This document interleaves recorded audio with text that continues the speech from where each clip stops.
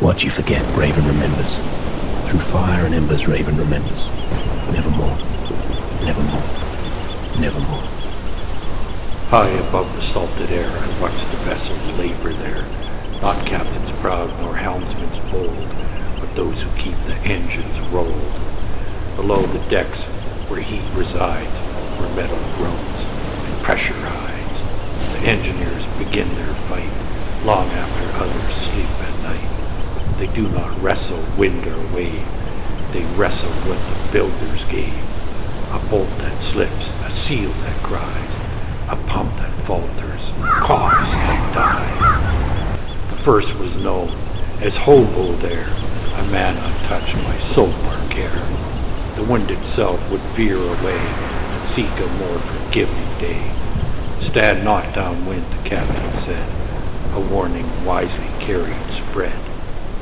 Yet foul of coat and rough of hand, he ruled the engine's light command.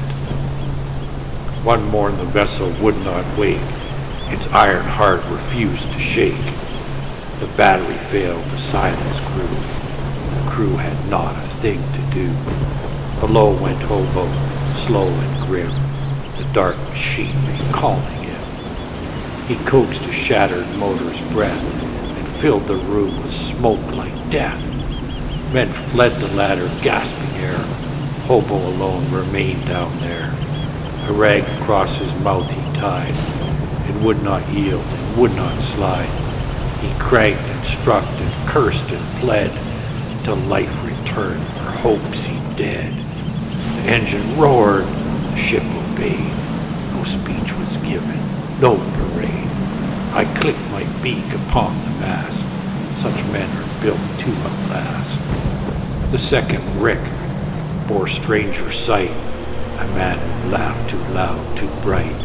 The sea lay calm, the sun hung wide, the vessel ran with salmon inside. Yet Rick emerged with haunted stare, as though some truth had found him there.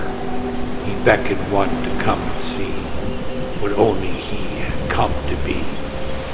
From pocket drawn, no wrench, no blade, a butter knife of kitchen trade. No edge, no strength, no tool of worth, no thing intended here on earth. He pressed it downward through the deck. The wood gave way, no halt, no check. And bubbling upward, cold and slow, came seawater from the world below. Rick laughed. Oh yes, he laughed indeed. Not joy, but knowledge none would heed. He shook his head, as parents do, when children break what they once knew. The ship he knew had lost debate, with time, with rust, with hidden fate. It sank thereafter just as planned, by forces none can countermand. And last came Stewart, stern and plain, a man who would not leave the strain.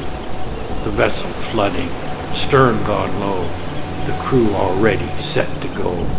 They called for him from skiff afloat. They shouted loud from rescue boat. But engineers are forged to stay and try once more before they pray. Back down he went where waters climb, where seconds passed unkindly time. The engine room became a well, a steel and drowning, echoing shell. One breath he took, one final choice. No panic cry, no fearful voice. He swam toward the light that wavered thin and broke again to air and kin. The ship was gone, the man remained. Thus balance briefly was regained. Yet still I watched, and Raven knew the truest tales are told below, not where the gulls and sunlight play, but where the hours forget the day. There lives a kingdom hot and tight, a meadow cave that eats the light. No moon, no stars, no friendly breeze, just steam and soot and wheezing keys. The air is thick with oily prayer, and every sound is strange down there. A clank means hello, a hiss means run, a bang means well, that part is done. The ceiling sweats, the ladders bite, the bulkheads hold their breath at night, and men who loved a quiet room find comfort in mechanical doom.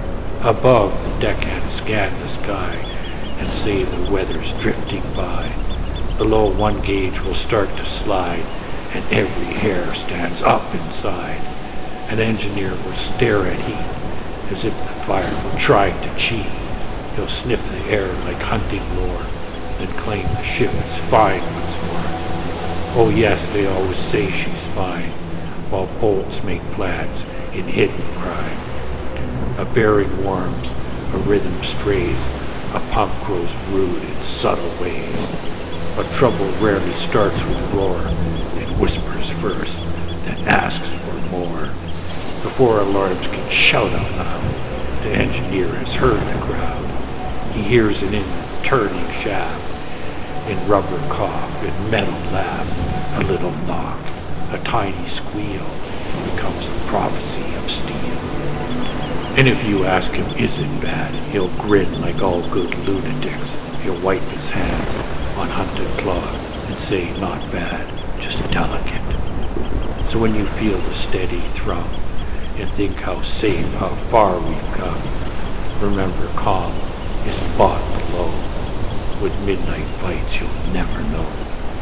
1,000 wars, no flags unfurl, a private battle with the world.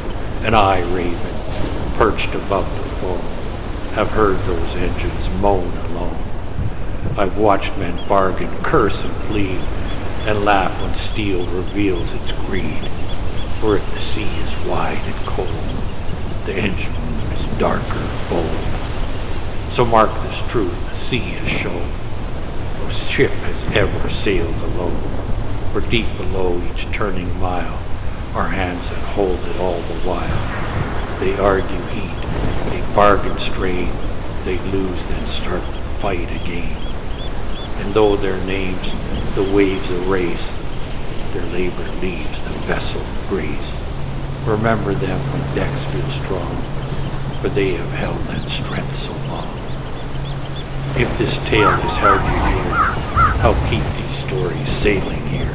Drop a coin to keep afloat, and share your own sea-weathered note. Throw us a line, let stories roam at ghostboardadventures@gmail.com. What you forget, Raven remembers. Through fire and embers, Raven remembers. Nevermore, nevermore, nevermore.